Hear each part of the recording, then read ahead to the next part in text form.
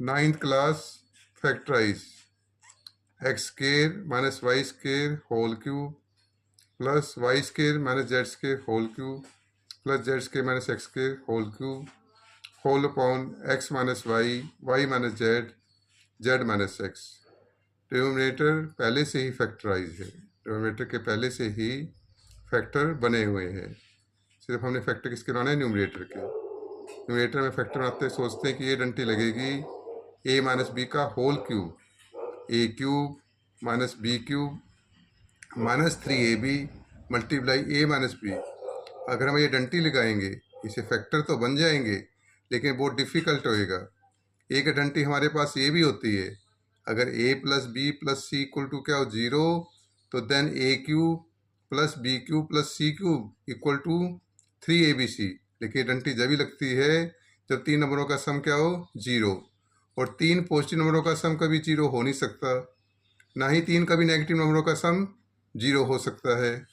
यहाँ पे x square minus Y square और y square minus Z square और z square minus x square, ये तीनों टर्म ना तो पॉजिटिव है ना ही तीनों ये नेगेटिव है, इसलिए इन 3 टर्म का सम 0 हो भी सकता है और नहीं भी।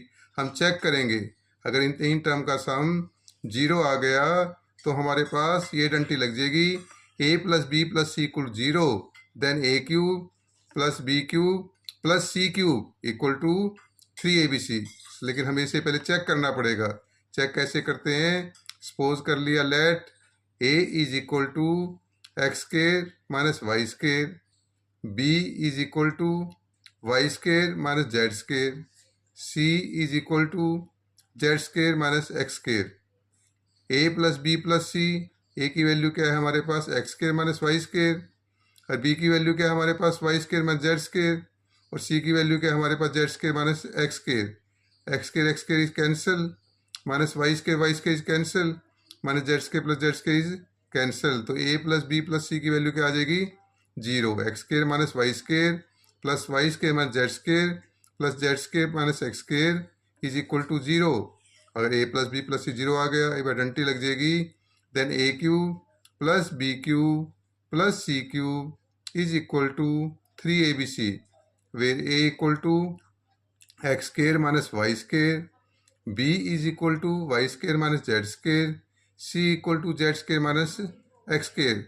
तो न्यूमरेटर के क्या फैक्टर बन जाएंगे अब 3, ए की वैल्यू क्या है हमारे पास X square minus Y square multiply B की वैल्यू क्या है Y square minus Z square और सी की वैल्यू क्या है Z square minus x square.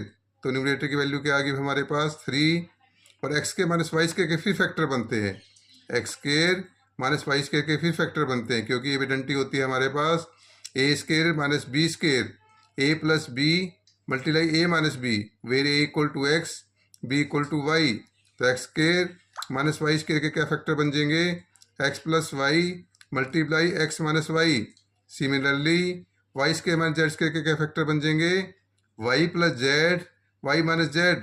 Similarly z square minus x के क्या फैक्टर बन जाएंगे, Z plus x z minus x. ये न्यूमरेटर के फैक्टर आ गए, इसको हम फर्स्ट इक्वेशन का नाम दे देंगे। तो देयरफॉर ओरिजिनल क्वेश्चन क्या था हमारे पास, न्यूमरेटर में था एक्स के minus Y square whole cube plus y square minus Z square whole cube plus z square minus x square whole cube whole upon x minus y minus z minus x.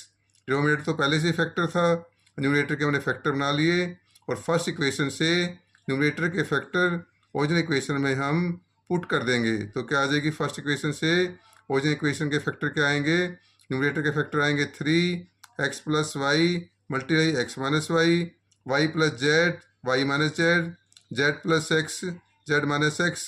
Denominator के factor same लिख देंगे। फिर next step x minus y cancel, x minus y cancel, y minus z is cancel, y minus z is cancel, z minus x is cancel, z minus x is cancel. तो हमारे पास अब क्या factor बचेंगे, 3 बच जाएगा, x plus Y बच जाएगा, Y plus Z बच जाएगा और जेड प्लस एक्स बच जाएगा, which is the required answer. Video like और सब्सक्राइब करने के लिए आपका धन्यवाद।